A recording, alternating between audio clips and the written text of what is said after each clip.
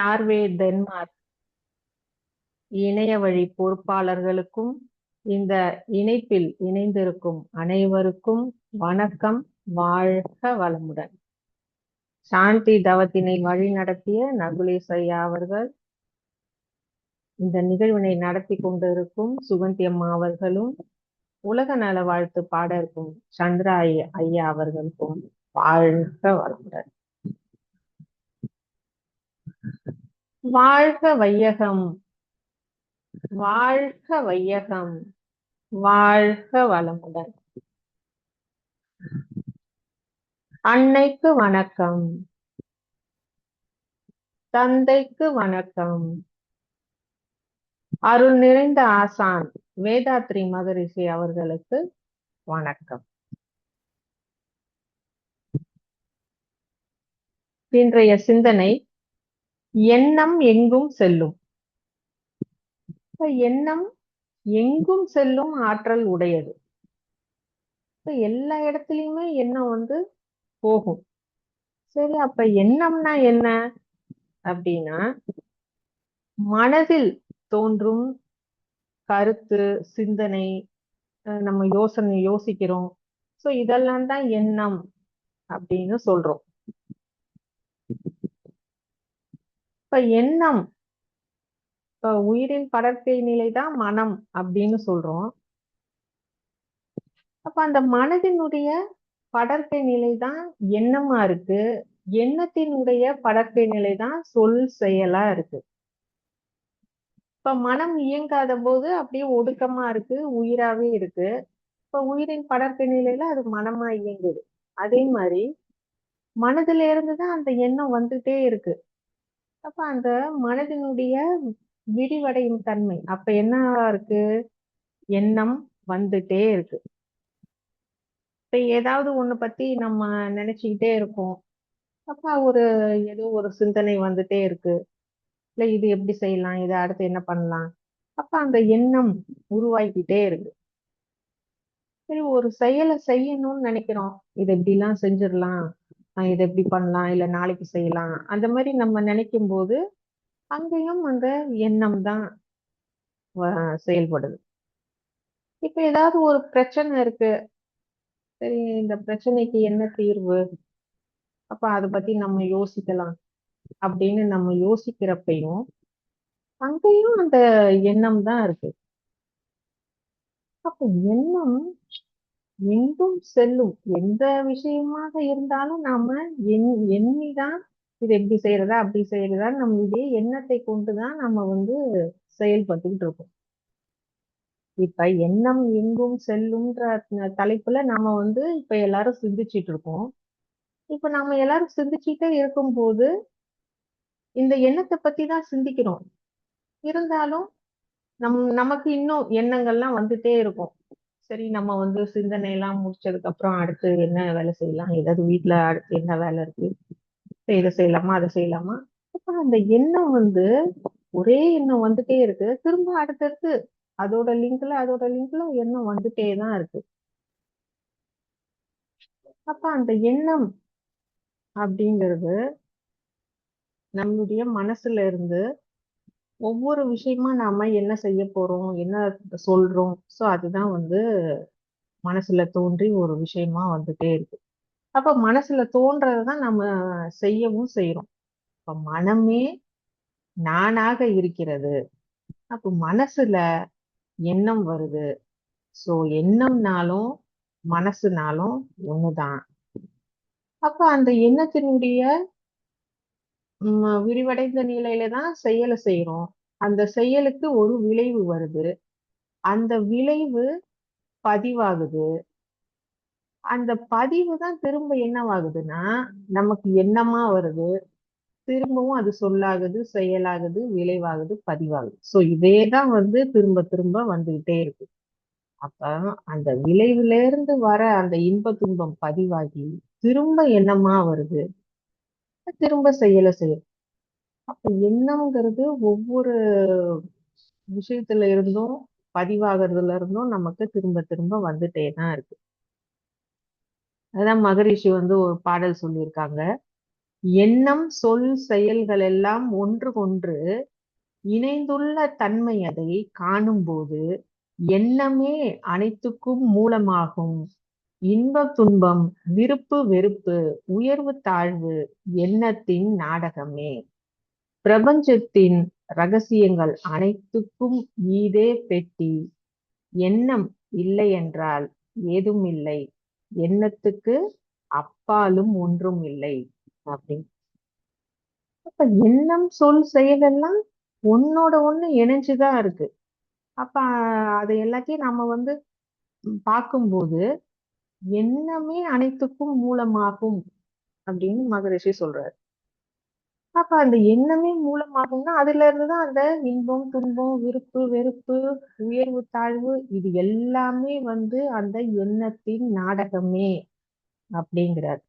அப்ப நாடகமே அப்படின்னா நாடகம்னா என்ன? அது ஒரு கரு, அதுவும் ஒரு எண்ணம் தான். அந்த எண்ணம் உருவாகி இப்ப ஒரு நாடகமே போடுறாங்க அப்படின்னா அங்க ஒரு எண்ணம் உருவாகுது. அப்ப அந்த உருவாகிறதுக்கு ஏத்த மாதிரிதான் அந்த செயல் செய்யறாங்க. அப்ப அந்த செயல் அங்க ஆக்கம் பெறுது. அப்ப ஒரு ஆக்கப்பூர்வமான செயல் தான் நாடகம். அப்ப அத அரங்கேற்றம் பண்றாங்க.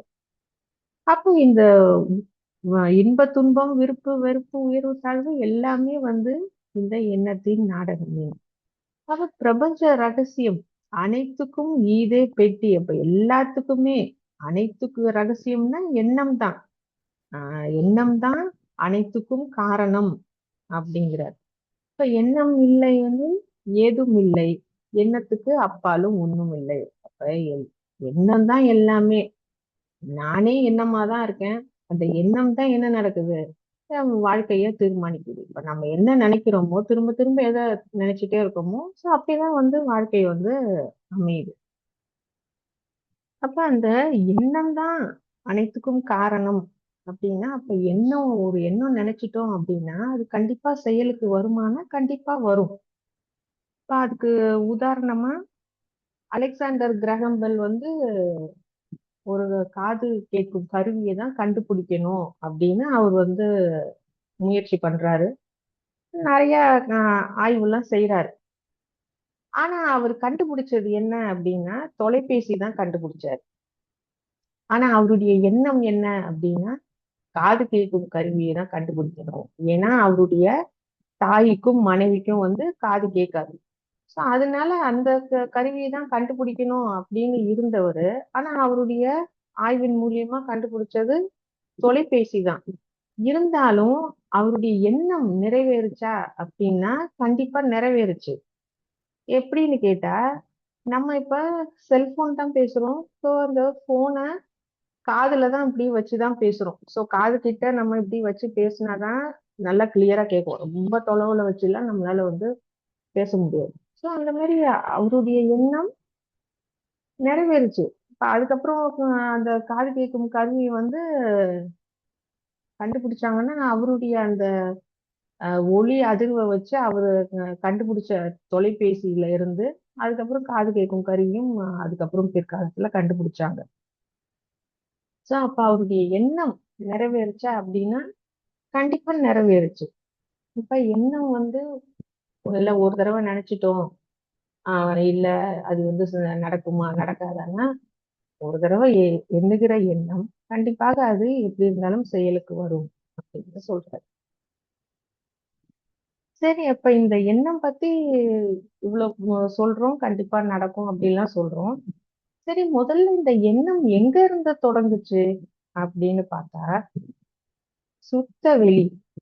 சுத்த வெளியில ஒரு அதிர்வு, அந்த அதிர்வின் காரணமாக சூழ்ந்தழுத்தும் ஆற்றல். அப்ப அந்த சூழ்ந்தழுத்தும் ஆற்றல் அப்படிங்கிறது ஒரு எண்ணம். அந்த எண்ணம் தோணுச்சு, அதுல இருந்து பரமாணு என்ற இறை துகள் வெளிவந்தது. அந்த இருவேறு பரமாணுக்கள் இணையும் போது எண்ணம் தோணுச்சு, அலை வந்தது. அந்த அலை இயக்கத்தினால் காந்தம் வந்தது. காந்தம் தன்மாற்றம் பெற்று உயிர்கள் தோன்றியது.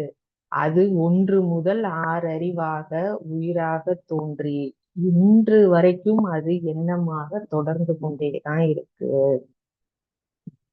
அப்புறம் சுத்த வெளியிலிருந்து வந்த எண்ணம் இன்னமும் என்ன வந்துகிட்டேதான் இருக்கு.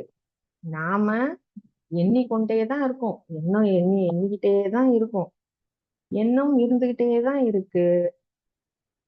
இப்ப உடல்ல உயிர் உள்ள வரை இந்த எண்ணம் தொடர்ந்து வந்துட்டேதான் இருக்கும். சுத்த வெளியிலிருந்து இப்ப வரைக்கும் ஆஹ் எண்ணம் வந்துட்டேதான் இருக்கு. அது என்னென்ன செயல் நினைக்கிறோமோ அதெல்லாம் நடந்துட்டேதான் இருக்கு. அந்த இறை துகள் உயிராக இயங்குது. எல்லாம் வல்ல இறைவன் எங்கும் வியாபிச்சு இருக்கு. இப்ப எண்ணம் எந்த இடத்திலையும் ஊடுருவி போகும் தன்மை உடையது. இப்ப எண்ணுகிற எண்ணம் என்ன ஆகும்? எல்லா இடத்துலயும் பரவி நிற்கும். எண்ணம் எங்கும் வேகமா பரவும். இப்ப நம்ம நினைச்ச இடத்துல போய் நிக்கும். செயலை செய்யணும் அப்படின்னு ஒரு எண்ணம் வந்துருச்சுன்னா கண்டிப்பாக அந்த செயலும் நடக்கும். அப்ப எல்லாமே இது என்ன அப்படின்னா காந்த அலைதான். இப்ப மனதினுடைய படக்க நிலை எண்ணம் எண்ணத்தினுடைய படக்க நிலை சொல்லும் போதே அந்த காந்தம் தானே. அந்த காந்த அலைதான். காந்த அலை இல்லாத இடம் இல்லை. எண்ணம் போய் சேராத இடமும் இல்லை. அதுக்குதான் மகரிஷி பிரம்மஞான பாடல்ல சொல்லியிருப்பாங்க. நிறைவெளியில் விண்சுழல நெருக்குகின்ற உரசல் நிலைவெளியில் எழுப்புகின்ற நேரலைகள் காந்தமாம் மறைப்பொருளாம் காந்தம் தன் மாத்திரைகள் ஐவகை மலைக்காதிர் விண்கூட்டம் மாபூதம் ஐந்துமாம். அங்கம் விண்சுழல நெருக்குகின்ற உரசல் சூழ்ந்தழுத்தும் ஆற்றல் அந்த அழுத்தத்தினால பரமாணு வந்தது. அது திரும்ப இருப்புல இருந்து இது இயக்கமாக தானே வந்தது. திரும்ப அது சுழற்சினால அங்க உரசுது. இப்ப நிலைவெளியில் எழுப்புகின்ற அந்த உரசனால ஏற்பட்டது காந்தம். அந்த மறைப்பொருளாம் காந்தம் தான் தன் மாத்திரைகளாக ஐவகையாக வந்தது. அதுதான் விண்ணாச்சு. அங்க இருந்துதான் ஒவ்வொரு உயிர்களும் தோன்றுச்சு. சோ எல்லாமே காந்தம் தான். காந்தம் இல்லாத இடமும் இல்லை. அதே மாதிரி எண்ணம் போய் சேராத இடமும் இல்லை. அதுதான் ஒரு குறள்ல என்ன சொல்லியிருக்காங்கன்னா, உள்ளுவது எல்லாம் உயர் உள்ளல் மற்றது தள்ளினும் தள்ளாமை நிறுத்து. எப்பவுமே ஒரு உயர்ந்த எண்ணங்களையே நம்ம மனசுல நினைக்கணும். அது உடனே நிறைவேறல அப்படின்னாலும் அந்த உயர்ந்த சிந்தனைன்னு இருக்குல்ல, அது மனிதனுடைய வாழ்க்கையை நல்ல ஒரு உயர்ந்த நிலைக்கு கொண்டு போகும் அப்படின்னு சொல்றாங்க. அதனால எப்பவுமே நல்ல எண்ணங்கள் வேணும் அப்படின்னு. இப்ப நம்ம சாப்பிடும்போது புறையேறுதுன்னு வைங்க. அப்ப நம்ம உடனே சொல்லுவோம், யாரோ என்ன நினைக்கிறாங்க அப்படின்னு. இப்ப எல்லாருக்குமே தோணலாம், அது உண்மைதானா அப்படின்னா அது உண்மைதான். ஏன்னா எண்ணம் தான் எங்குமே போகுமே. அதனால அந்த புறையிருந்து இப்ப கண்டிப்பா நம்மள யாரும் நினைக்கிறாங்க. நம்மள ஏதோ புகழ்ந்து நல்லபடியா பேசலாம், இல்ல நம்மள ஏதாவது திட்டலாம். ஆக மொத்தம் நம்மள அவங்க நினைக்கிறாங்க. அப்ப அதுவும் எண்ணம் தான். அப்ப எண்ணம் தான் சிந்தனையாக மாறுது. சிந்தனை தான் சொல்லா மாறுது. சொல்லுதான் செயலா மாறுது. இப்ப எண்ணமே வாழ்க்கையின் விதை. அந்த விதை பிரபஞ்சத்துல மிதந்துகிட்டே இருக்கு. காற்றை விட வேகமா பரவி நிலைச்சு நிக்குது. அதனாலதான் மகரிஷி சொன்னாங்க, சிந்தையை அடக்கியே சும்மாவிருக்கின்ற சீரறிய செய்த குருவே அந்த நிலைதனில் அறிவு அசைவற்றிருக்க பெரும் ஆனந்தம் பொங்குதக்கேன். இந்த மாதிரி இவ்வளோ வேகமா எண்ணங்கள் பரவுது. அந்த சிந்தனையும் உனக்கு வந்துகிட்டே இருக்கு. அதனால சிந்தையை ரொம்ப இது அப்படியாகுமோ இப்படியாகுமோ, இதை செய்யலாமோ அதை செய்யலாமோ, சிந்தையை அடக்கியே சும்மா இரு. அப்ப அந்த மாதிரி சும்மா இருந்தோம் அப்படின்னா அந்த நிலைதனில் அறிவு அசைவிட்டு இருக்கு. அந்த நிலையில தான் அறிவு அசைவில்லாம இப்ப நம்ம ஏற்கனவே சொன்னோம், ஒடுக்க நிலையாக உயிராவே இருக்கு. அது படற்கையில தானே செயல் செய்யுது. அப்ப ஒடுக்கமாக இருக்கும்போது, அறிவு அசைவற்று இருக்கும்போது அங்க ஆனந்தம் பொங்குதாகி. அந்த நிலையில தான் எப்படி இருக்கும் அப்படின்னா, எண்ணங்கள் நல்ல எண்ணமாக இருக்கும். எண்ணிய எண்ணியாங்கு எய்துப்ப எண்ணியார் திண்ணிய ராக்கப் பெறின். எண்ணத்துல உறுதியும் சரியான திட்டமும் இருந்துச்சு அப்படின்னா கண்டிப்பா நம்ம எண்ணியது நிறைவேறும். நல்ல விஷயமே செய்யணும்னு நினைக்கிறோம். அந்த சமுதாயத்துக்கு எதுவும் நல்லது செய்யணும். சோ அந்த மாதிரி நல்லதே செஞ்சுட்டு இருந்தோம் அப்படின்னா கண்டிப்பாக அந்த நல்ல எண்ணம் நிறைவேறும்.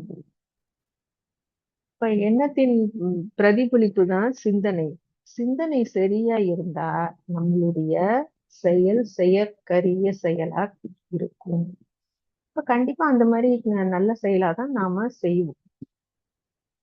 எண்ணம் என்பது காந்த அலை. பிரபஞ்சம் முழுக்க பரவி இருக்கு. அதனாலதான் இது இந்த எண்ணத்தை சரி பண்ணணும்னு மகரிஷி எண்ணம் ஆராய்தல் பயிற்சி கொடுத்தாங்க. எதுக்காக அந்த எண்ணம் ஆராய்தல் பயிற்சி அப்படின்னா, எண்ணம் தான் 6 குணங்களாக மாறுது.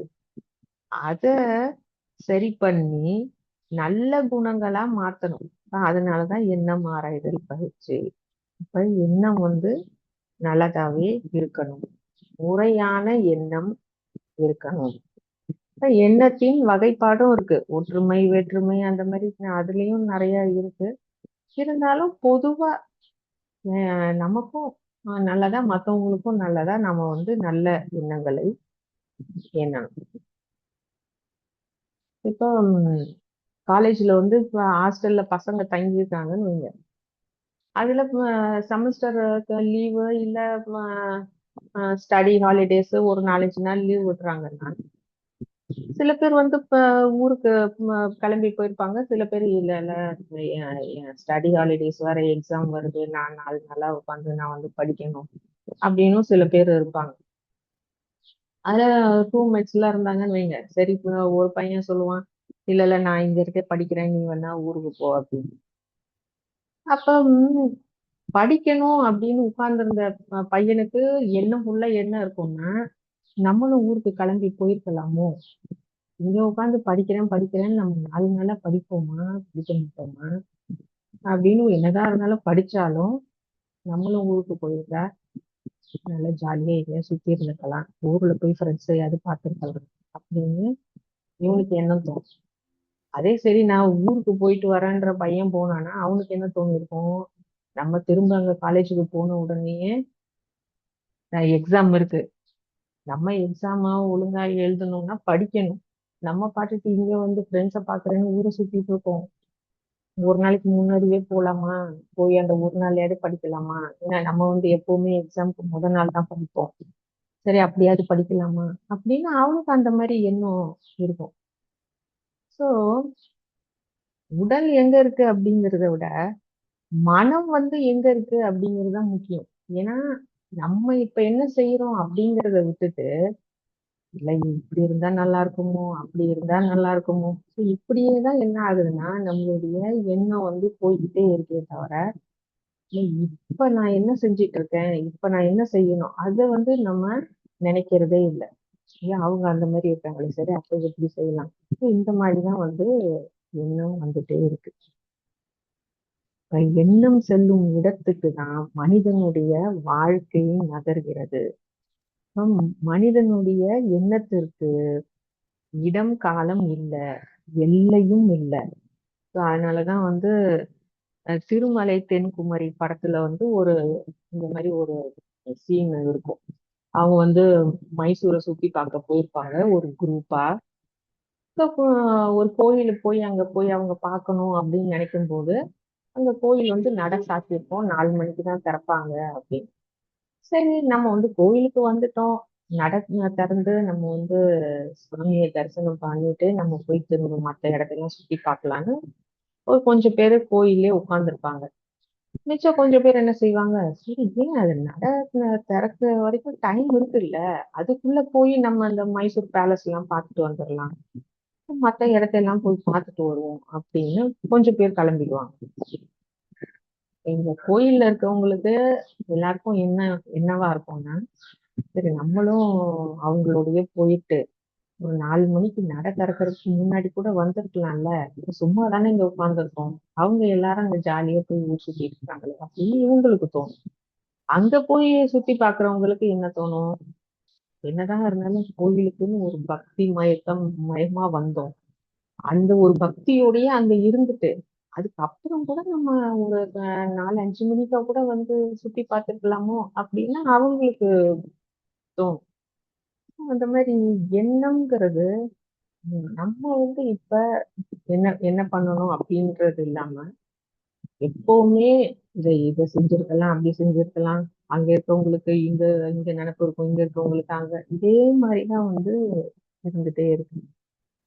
அதனால எண்ணம் நாம ஒரு இடத்துல இருந்தாலும், எண்ணம் வந்து எல்லா இடத்துலயுமே வந்து போயிட்டே தான் இருக்கு. இப்ப யார நினைக்கிறோமோ அங்கேயும் போய் ரீச் ஆகுது. இப்ப என்ன செய்யணும்னு நினைக்கிறோமோ அந்த செயலுக்கும் உண்டானதையும் செய்யுது. எண்ணம் வந்து எல்லா இடத்துலயுமே வந்து பரவி நிக்குது. அதுதான் கீதையில கண்ணன் சொல்றாரு, நீ எதுவாக நினைக்கிறாயோ அதுவாக ஆகிறாய். இப்ப எண்ணம் தான் எல்லாமே. எண்ணம் தான் வாழ்க்கையை தீர்மானிக்குது. ஆஹ் அதுதான் உபநிஷத்துல கூட ஒரு இது சொல்லியிருப்பாங்க. அமிர்த பிந்து உபநிஷத்துல வந்து மன ஏவ மனுஷியானாம் காரணம் பந்தமோ ஷயோ அப்படின்னு.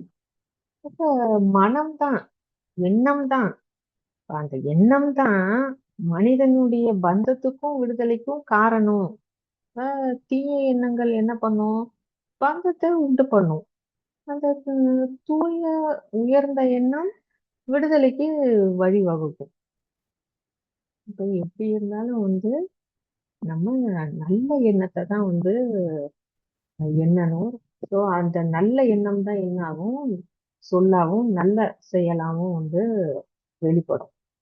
ஸோ தீய எண்ணமா இருந்தாலும் அதுவும் வந்து போய் ரீச் ஆகும். அதனால அதுக்குதான் எண்ணம் ஆராய்தல் இருக்கு. ஸோ அந்த தீய எண்ணம்லாம் இல்ல, வேண்டாம், இனி இதையே வந்து நம்ம சிந்திக்க வேண்டாம், இதுக்கு பதில் நம்ம நல்ல விஷயத்தையே நினைப்போம் அப்படின்னு நம்மளே வந்து நல்ல விஷயத்த நினைக்க ஆரம்பிச்சோம் அப்படின்னா கண்டிப்பா அது நாளடைவுல நமக்கே வந்து பழக்கம் வந்துடும். அதே மாதிரி எண்ணம் வந்து எப்பவுமே நிறைய வந்துட்டே இருக்கு. சரி, இந்த நிறைய எண்ணங்களை கொஞ்சம் கொஞ்சமா Shall I close நம்மளுடைய this? ப- Shall I close பயிர் this? பயிற்சினால நம்ம வந்து இந்த எண்ணத்தை வந்து நம்ம சரி பண்ண முடியும். அப்ப எண்ணம் எங்கும் செல்லும், ஆனால் அது எங்கு செல்ல வேண்டும் என்பதை அறிவு தீர்மானிக்க வேண்டும். நல்ல எண்ணங்களை வளர்த்தால் நல்ல வாழ்க்கை மலரும் என்று கூறி இன்றைய சிந்தனையை நிறைவு செய்கிறேன். வாழ்க வளமுடன், வாழ்க வளமுடன், வாழ்க வளமுடன். அனைவருக்கும் நன்றி. வாழ்க வளமுடன்.